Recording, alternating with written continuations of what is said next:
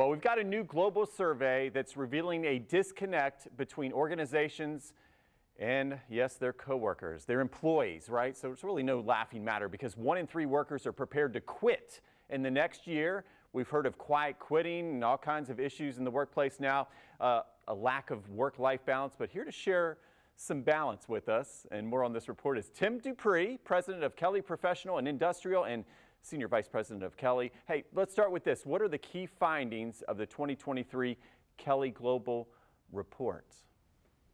Thanks for having me, Mike. One of the most interesting things that came out of this annual survey, which, by the way, looks at, as you mentioned, information from and insights from senior executives across multiple industries, as well as the talent that sits within those companies, is the disconnect that exists between what senior executives think is happening and what talent actually says is happening. What we learned in the research is that about a third of the workforce is planning to exit within the next 12 months, exit their roles and go on to something different. And employers think that the number one driver is better compensation.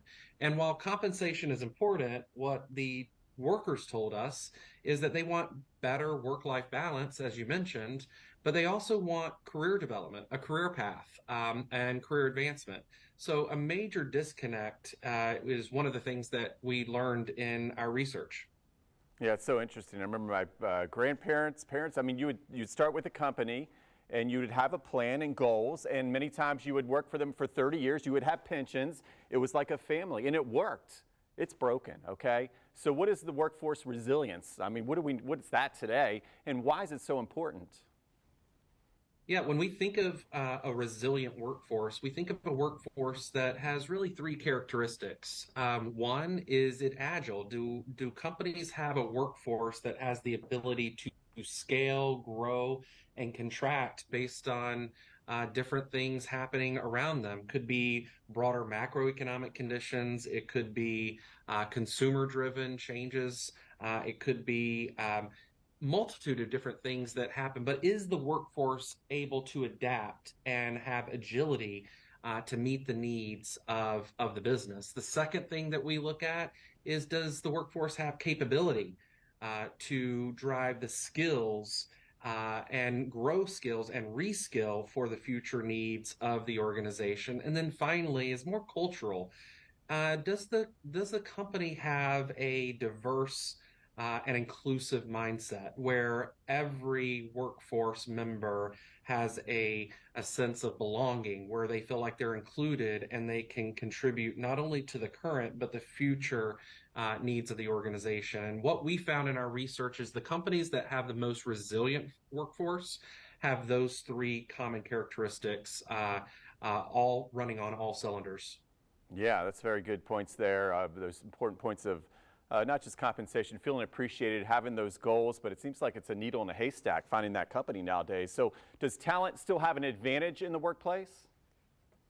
They absolutely do, which should turn the head of a lot of employers and senior executives out there when it comes to thinking about their strategy. Unemployment's still super low. 3.5% is the current U.S. Number, lower in some markets.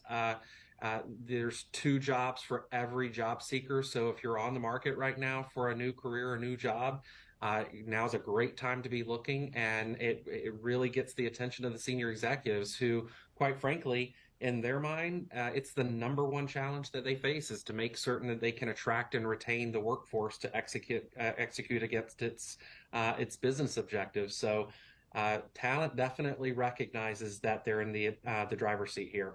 Yeah, that's good to hear for sure. And how are companies handling DEI? How can they improve competitiveness by removing these hiring barriers?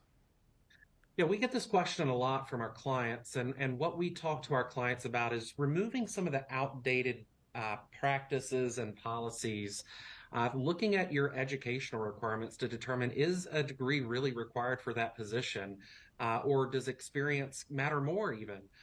Looking at some of the background screening policies that companies have in place, and looking at maybe some of the nonviolent offenses that maybe has precluded some from taking the job in the past. when it really doesn't matter if there's a nonviolent offense. So we're helping clients really understand what really matters in terms of connecting to the talent to make certain that they're successful and stay long term on the job. Okay, very encouraging there. And what is quiet quitting? We've all heard about it. And is it still a problem for employers?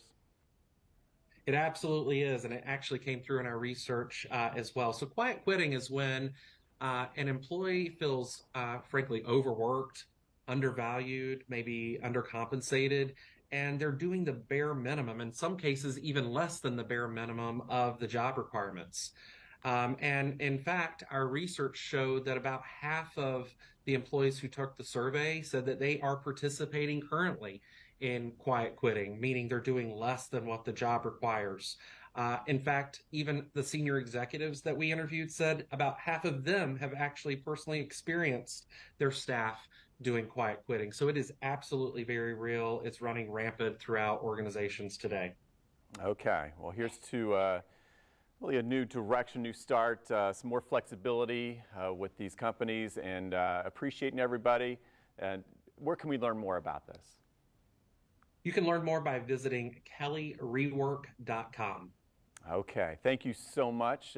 Valuable information for sure. And of course, check this out on our website, and it's firstcoastliving.net.